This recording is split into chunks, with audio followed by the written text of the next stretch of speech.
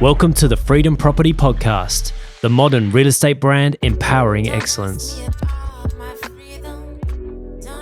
All right, what is going on, ladies and gentlemen? We are back. It's the Freedom Property Podcast show. Today, I have got Mr. Michael Bacon in the studio. Thank you for coming in, brother. Thanks, mate. Appreciate it. Looking forward to it. This is awesome, bro. This is awesome. It's good to sit down and have a bit of a catch up. Yeah, 100%. No phones, no distractions. You can just chat it out. Yeah. Seriously, it's like that real estate. Eh? How are you?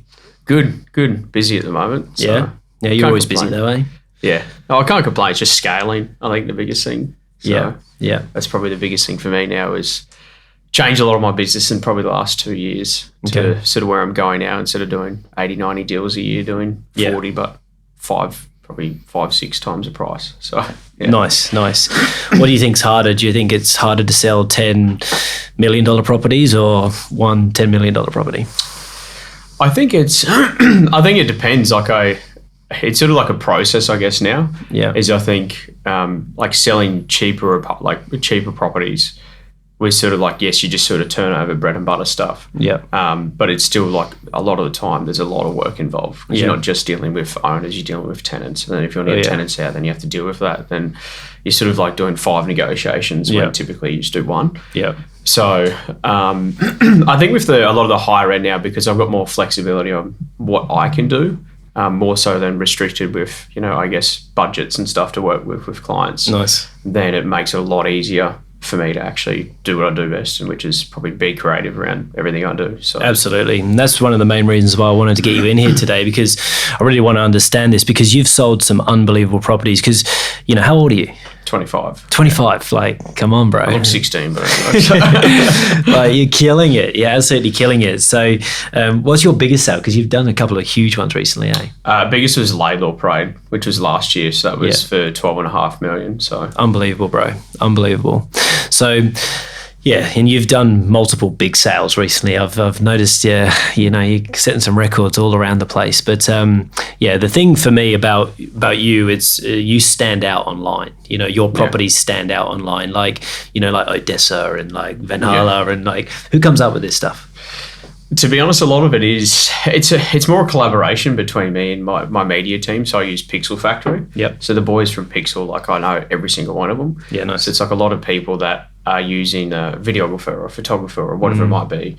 I know, like, we chat at like 12 o'clock at night. Like, that's a relationship I got with them. Like, we go catch up for a drink, and it's got to be like that, I feel like. But nice.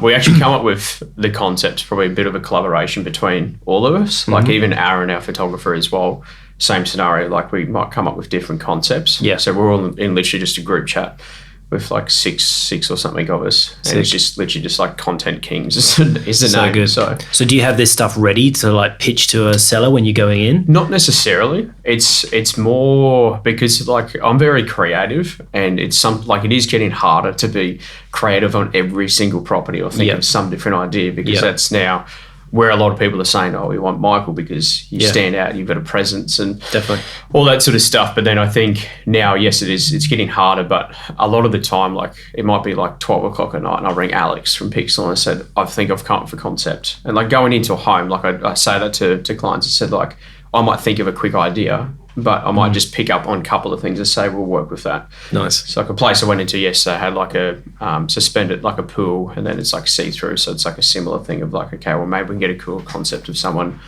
going through the pool, but it's like, okay, well, that's been done before. So how do we do something else? So there's always, a lot of different concepts that we come up with. And it's quite funny. If I tell you some ideas of how we've come up with the concepts, people won't probably understand it. That's it. So, that's where the best ideas come from. Yeah. Probably a few late nights having a few beers. Well, not even having beers. Like, I've got really bad ADHD because my brain just goes constantly. Nice. And that's how I actually come up with a lot of my good concepts. It's quite funny. But like, even I remember some of them, like Odessa Street. Yeah, that was Pixel's idea. So they ended up filming for Peking Duck and all that sort of stuff at festivals. And because it was so dark and all the lights, we thought of a concept for that. Like, this would be epic. So we hired massive strobe lights throughout the house. We filmed for 16 hours on that day just to get this one video. And it was like, what we're doing is just creating hype around homes. Seriously. Like, that's all we're doing. Yeah. And like that, I don't know, got like 130,000 views for the first Coming Soon video. It's crazy. And it was just, it was pretty interesting to see. Do you feel like you're famous now? No, not necessarily.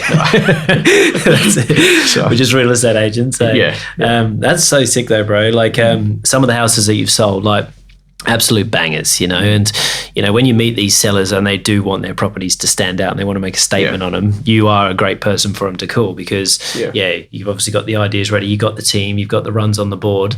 But like what sort of like budgets are you putting in play for these types of homes? Like it just depends, because a lot, like if we go back to Laidlaw Parade, like that was on the market with 2 other agents before. Wow. two and a bit years. Wow. And they got nowhere. They had 4 people through the home, and 2 out of the 4 people I ironically knew, and one of them was probably one of my top clients. And I'm like, they're not interested in the home, so why do you keep saying they're interested? So anyway, but even that was a bit tougher because like at the same scenario, you got slammed on marketing and fees, but I knew what I was worth, and like previous agents said, 1.9% commission, and I still got my high com at 3.1% of the sale for $12.5 million. Jesus. Nice. Then like even marketing, we started sort of prorated it. So I did like a small campaign first to build the trust back up because everybody spent a lot of money on marketing and got nowhere. Nice. For that campaign, that was, I think we got like 30-something thousand to start with, and then bumped it up to 50 and sold it in 88 days or something, which for a house over 10 mil was 360 days, average days on market. So that's crazy, bro. So you say like a small campaign, just 30 grand, to start. That was a soft launch. So. Yeah, nice. But that's awesome. But I never saw that property before you got it. Yeah. So I didn't know about it. Yeah. But then you got it and everybody knows about it. Yeah. So, and that is the difference between, some agents, and how much they care about the marketing, I guess, do you feel like that's how you can stand out? Is that your main point of difference? Like, I'm probably a bit more expensive in fees and marketing. Yeah. People sort of see it, and at the end of the day, you get what you pay for. But I think too, if you just sort of show that you're different to everyone else, like it makes I guess is just creating hype, creating a different concept, really getting the property out there. Yeah. And that's end of the day, like I feel like that's our job now. A lot of agents are getting complacent and used to a market where 12 months ago, owners could put a sign up themselves and literally sell it. Seriously. And you probably won't hear an agent say that, but it was easy. It was easy. Absolutely. And, but I think now is like, again, because everyone's, sort of stagnant, I guess a bit, you got to zig while everyone's zagging. Yeah. So, that's probably the biggest thing. But now, like a lot of the time, like it is pretty, it depends on the property too. So I always sort of cater it towards a property. Yep. Like a $2.5 million one recently, I just got last week, was up against a couple of agents, the same scenario. Yep. And they've been doing it consistently for these builders for like 5 years. Yeah. Wow. So it's like, I'm going up against relationships of people that have been working together for 4 or 5 years, but they're just complacent and they want something different. So. Yeah, I think, if you are going into a listing presentation and you're pitching like a concept around the marketing and, the amount of views that your previous ones had, and we want to come up with a specific campaign for your home, obviously that's going to make you stand out for sure. And are you driving most of these to auction? Yes and no, mixture. Yep. Depends on which ones they sort of are. So like I love auctions. Yeah. But it just depends on what property it is. Like Laidlaw Parade took it to auction. Like that was pretty ballsy, taking a $12.5 million home to auction. Yeah, and definitely. The owner thought I was crazy. I said, just trust the process. Yeah. And like we didn't sell it on the night, which is fine. Yeah. But we still had 180 people there. We had seven registered bidders and start off at 7 million, went to 11 million. Still massive money for an auction in Brisbane. Seriously. And then sold 2 weeks later or 3 weeks later or something. So yeah, when you've got that kind of a deal on the line, like how do you feel? Like it's like, are you thinking about it all the time? Like the thing that was probably the most pressure was people. Yeah. So the first thing they say, if someone sees me in the street, "Oh, Bacon, how are you?" Like, "How's Laidlaw?" I'm like, "Cool, man. Thanks, haven't sold it yet." Yeah, so like that's probably like that was probably the more pressure I put on myself. But I sort of reflect back on it. And I sort of think like, do you know what? I did everything I did normally. It was a $2 million home. If it was a $1 million home, I pretty much ran the same process. Yeah. And that's what I sort of kept going back to. It's just a process, Michael. Like you just got to be more aggressive on marketing, have better conversations, and be blunt to people. Yeah. So like even the guy who bought it was from Noosa, and it was basically a couple of weeks after auction. He said, "Look, Michael, where's it at?" And I said, "Look, just wanted to like just be blunt to him, and then just say, look, the owners are pretty serious about selling the property now. If not, we're just going to take it off the market and I'll sell one of the other homes. Yeah. And basically just said, look, if you come through the property in the next 2 days, you know, and you do like it, the price is 12 million or 12.5 with the furniture. Yeah. If you do like the home, are you in position to make an offer if you do like it? Yeah. They said, yes, Mike, we don't want to muck around. And then the same thing, like they went through 2 other properties with other agents. Yeah. One of them didn't even show up and got some other like younger agent that didn't know anything about the property. And by asking the right questions, like, you managed to get a lot more out of them. Yeah. So even from that, like just jumping on them straight away, texted them, followed up saying, hey, just confirm me tomorrow at 9 o'clock. Great. Texting them like at 7 a.m. Hey, just confirm me 9 o'clock. Nice. Great. See you then. Yeah. I know exactly what properties they're seeing that day. Yeah. And also, like, again, they don't know Brisbane. Yeah. Show them around Brisbane, get them in the car. Like, in a very old school way of doing it, but it still works. Absolutely. So, yeah, you got to put in the extra yards. Yeah. You want to do these big deals, you got to. Well, literally called the owner of Falanica and said, mate, I need a table for 2. They don't know where to go for lunch. So book that in. Now I've got control of the whole buyer. Yeah. Without the other agents knowing. Nice. Hey, do you want to come back tonight before you go back to Noosa? Oh, yeah, that'll be good. Perfect. Yeah. So you never, I guess I think it's just more aggression. I think that's probably one way to put it, is like, if there's 2 things I would say now that'll probably change in the last couple of years, is 1, creating hype around properties. Yeah. And 2, just being more aggressive. Definitely. So You got to be a closer, bro. Yeah.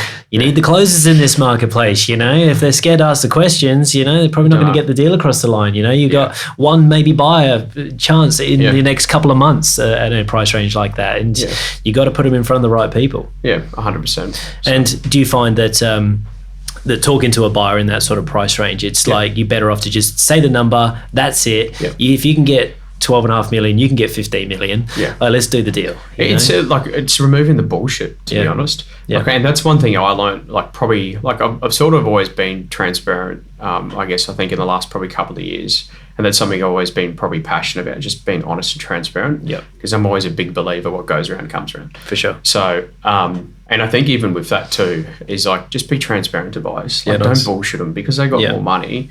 Yes, like, I'm very strategical and, like, I use a lot of hypotheticals and psychology and stuff to actually talk to a lot of people. Yep. But also at the same time, if people have money, they don't, like, excuse my language, they don't want to get fucked around. Seriously. So, like, a lot of like, I've got a few clients that are billionaires and stuff like that. And at the same time, and like one guy, I've got 5 properties of his on the market at the moment. Wow. And it was from basically 3 years ago, just trying to help him buy something. Yeah. And at the same time, it's just not bullshitting. Like, you know, how do you get to know these people?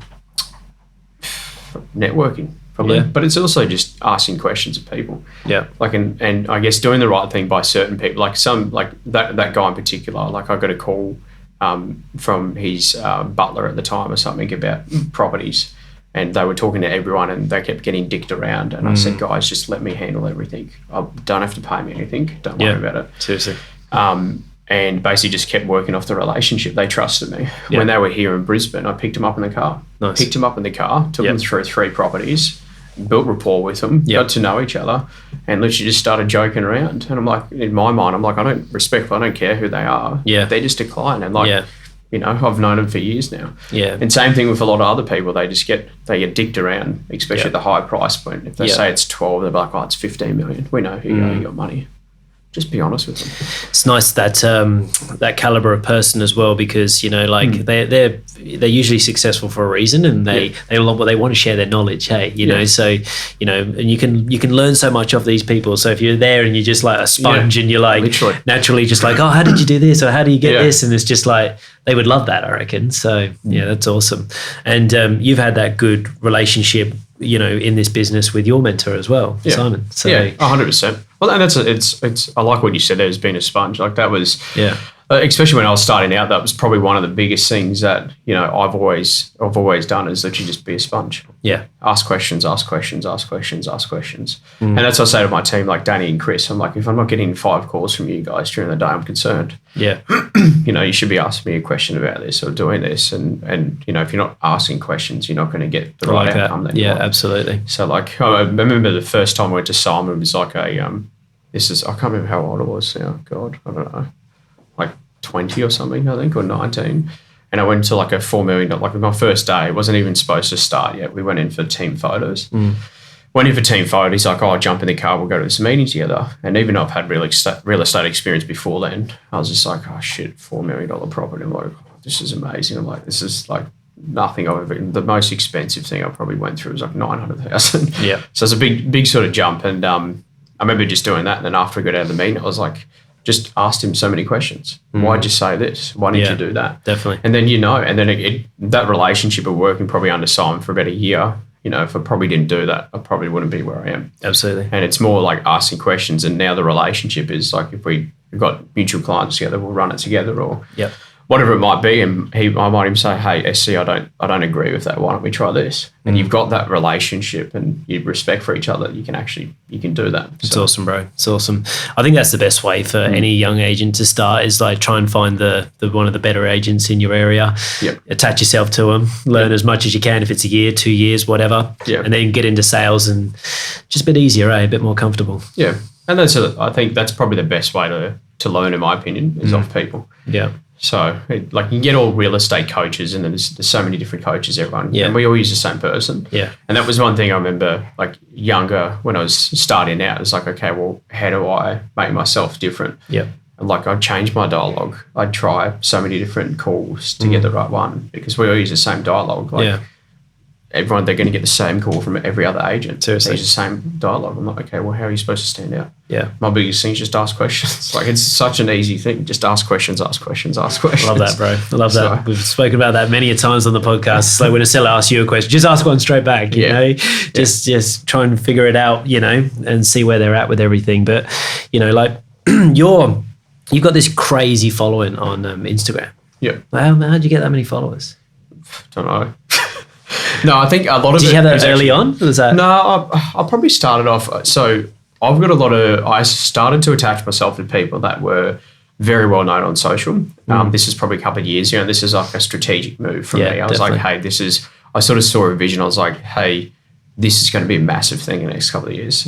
Like I remember, one of my good clients, Giorgio and Thessie, they own Fitters FK Gym, and then Sabo Skirt, which has a massive following of 1.6 million fit people, and they've got a big brand around themselves. And I remember just sitting down with them all the time, and like I had 2 different Instagrams and all that sort of stuff. He said, "Mate, we don't give a shit about your properties. Like, we want you." And and I was like, okay, so deleted that page and basically just started just posting me and a little bit of better properties now, and it sort of changed a bit now. Yeah.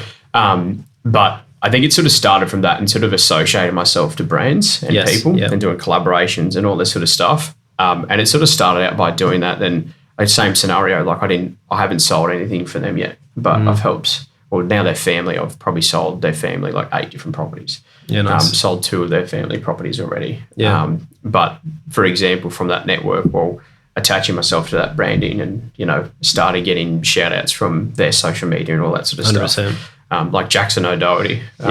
Some people might know him, some people might not, but he's one of my good mates and clients, and he, I helped him buy a property. Yeah. And then now I've helped him buy 2 other properties and sold 2 properties for him. It's awesome. And he's got, I don't know how many followers, he's got like 2 million plus people, and he does OnlyFans content and all that sort of stuff. But it's, there's a lot of money in that, by the way, so it's ridiculous. But even getting the credibility and knowledge behind that, then leveraging off his network. Quade Cooper, the Union player, in the same scenario, it was actually funny because when I sold his house, it's probably 4 years ago, in Balimba, he was on the market with another agent, and I literally sent the guy an Instagram message. Said, "Hey Quade, hope you're well. I noticed you haven't sold your house yet. My name is St Avenue. We've sold these 3 properties around your house for like 3-4 million, whatever. Even though it wasn't me, it was a place group. I just leveraged off other people's sales." And anyway, his manager reached out and he said, "Okay, well, we're looking at changing," kept in contact, and then basically just pitched up against 2 other people and got the business. In the same scenario, like he's got a big following. So then started getting a lot of media and press and articles out of everyone. And that's something that I was very good at. But it's also probably going back to like when I was in a really tough market of selling apartments, like you might take 90 days to sell 1 apartment and you had 2 people through. Yeah. So first open home, hey sellers, we've had no one through your home. What a great way to start your first weekend. But that's how tough it was in selling those apartments. And I thought, well, I'm going to do something different. So I actually did a KFC thing. So I don't know if you remember. I remember your KFC thing, yeah. So like a lot of people still do. So a lot of people used to just call me like the KFC man. And I was like, as long as you remember me, I don't really care what you call me. But even little things like that, like there was KFC across the road. I've got to generate something different. I got 9 news articles out of a 2-bedroom apartment. Nice. And basically just said, if you buy the property, I'll give you a $500 KFC gift card. So even though as I actually did that 2 weeks, and KFC actually said no because I had a connection through Collins Food Group, but I just did it anyway. So anyway, that's awesome. It worked out. But I think that was probably how I grew a lot of it, is just leveraging off a lot of things, but also a lot of the marketing stuff I do now is also international. Yeah. So I do get quite good engagement and all that sort of stuff from there. And this is the thing I say to people about social too. It doesn't matter how many followers you got. Respectfully, I don't really give a shit. Yeah. It's a matter of how much engagement you get. Yes. So how many views are you getting? How many people are engaging on your comments? How many send-ons are you getting? Absolutely. So you might have, and like I don't want to call people out, but for example, if you look at some agents that have big followings, it's probably fake followers. Like who cares? Like it doesn't matter, but your engagement's shit. Yeah. Like you've got 30,000 followers and you get 1,000 views on a video. So you got to be a little bit more controversial. You got to be a little bit more in your face, keeping it classy. Yeah. Oh, exactly. Well, you just got to be you. And I think that's probably the biggest thing is like when I started changing, I remember going from like 6,000 followers and then gradually got up to 10. I was like, oh yeah, it's great. Because then you got like the 10,000 follower benefits where you get like swipe up options, and then they change it like 2 weeks after I got that. I was like, yeah, great. So but then I just started leveraging. Yeah, and that's probably the biggest thing I started doing is leveraging off other people's networks. Going into and like years ago, I used to get a lot of business like literally from going out of the Gold Coast through Jackson's network. Yeah, a lot of them have money, and I helped a lot of them out. Yeah. So and that's and you never know where your next opportunity is going to come from. So it's awesome, bro. It's awesome. We've we've got a lot of like youngsters, like more up and comers, like probably watching this show. So and I'm always like with them, it's your relationships. But then if you can leverage them relationships like you've done, that's what's going to catapult your business. Yeah. Like people want to buy houses off you. Yeah. Because of your following. People want to list their houses with you because, of your success and because of your results. And everyone can see this, like you say before, there's a bit of pressure when you list these big, expensive homes. Yeah. But, you take the risk and you get the reward, don't you? Yeah. And you just got to back yourself at the end of the day. Yeah. If you're not confident with something, we'll change your strategy. Nice. So, and that's always like the biggest thing of how I come up with different concepts of videos, if it's me or if it's my content team or whatever it is, it's always different. And like you tell the clients and like, what? They don't understand. I'm like, just trust the process. And then, it was actually quite funny. I don't know if you remember, so this one in Ocala Street I sold, that was quite a good campaign, but that one there was, we sold it for 3.2 before auction for 16 days. Nice. Same scenario, like he's been using the same agent for 4 years. Yeah. And he just said, I want something different. And even that campaign, like the video we based off it, like we got like 120 or 140. Is that with you and all your mates at the house? Yeah, so like going around the house. Yeah, awesome. Literally how we came up with the idea was we were just walking through the home and for some reason, the mannequin challenge, I don't know if a lot of it, there's like this trend ages ago in the mannequin challenge where people stand still. And and I was like, oh, maybe we could do like a cool concept like that. Yeah. But then have free-flowing movement and all that sort of stuff. But then also it's about the audio. That audio is trending. So we wanted to use that audio. Plus there was a Australia Day weekend. Okay, well, what do people do during Australia Day weekend? They have a barbecue. So there's 3 things already. I'm like, okay, we came up with that concept. We're using the audio because we know what's trending. Yep. Plus it was Australia Day. We launched it on Australia Day. Nice. And basically that got like, I don't know, I can't remember what the engagement got out of that. Yeah. And that's how people I thought it was an awesome video. And that home actually sold off Instagram. Yeah, wow. So one of the Chinese clients I didn't even know that followed me found it on Instagram. Wow. So it literally came up in his For You page. So he started following me. I didn't realise he was following me. And then he told me until like when we were signing the contract. I actually sold on Valentine's night. My partner at the time wasn't too happy, but anyway. So. That's awesome, it's interesting. You never know where your sort of concepts are going to come from. So absolutely. No, you're doing some amazing things out there. And, what's next for Michael Bacon? I think the biggest thing now is just building, like to us, my biggest goal in the next probably 12 months is because I've sort of changed my business in the last 6-12 months. Yeah. From, like I said, going from 80, 90 apartment sales a year and sort of phasing out of that. Mm-hmm. I've got Chris and my team to keep up that business now. But basically, mine's just constantly growing. I was saying this to Chris last night. I said, mate, I probably could have doubled my GCI from what I did last year if I started consistently doing apartments. Yeah. But I knew I'm like, hey, I'm taking a step back from it. Yep. I had to leverage off Laidlaw, then got one, then got another, then got another. Builders talk, developers talk, everyone talks. Absolutely. And then like the same scenario, the one we just sold recently, I've got 2 calls straight away off the back of it. Nice. From developer builders. Never met them before. Yeah. But they're all watching. So you never know where your next opportunity is going to come. Yeah. But leverage and builders as well, correct. They love that because they're trying to get their business out there. Yeah. So and that's the thing. Like I think for me now, probably the next stage is, just really leveraging off that higher end because it's something I'm passionate about. Yeah. And it's also the people too. I find it's not easy, but it's better to build relationships because I work very late hours. Yep. I've got people in Denmark, overseas, and Shenzhen, like everywhere. So I work stupid late hours. Yep. But it's probably more doing it from a, I guess, state perspective. Yep. So like I've got 2 properties up in Cairns for sale at the moment. I saw that, yeah. One's actually under contract for $11.5 million. Wow. And I've gone through the home once. And like it's a long contract, so I don't know if it will go ahead or not. But anyway, it's about marketing, and like we flew up there to market, and I found a local agent. So for me, I'm probably looking more from a state perspective. I said, okay, well, what other ones? Like I've got a client that's got a place in Germany and Frankfurt that wants to sell like a 20 million euro or whatever it is home. It's a massive castle. Like I'll go over there and just collab with people. But I don't know. I'll make it work. Future is looking bright, bro. Yeah, well, it's just more branding, and I think that's the sky's the limit. Is probably the biggest thing. And absolutely, my biggest thing I always say is bite off more than you can chew and chew like fuck.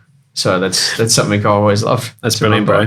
Yeah. No, I really appreciate you coming in today. It's I really wanted to get you on because you've got such a big following. You're doing the marketing the right way. You stand out, and for my freedom agents, that's all I really want them to do. Just want them to get noticed. And in a positive way. So, thank you, sir. Appreciate it. Thanks, buddy. Appreciate it.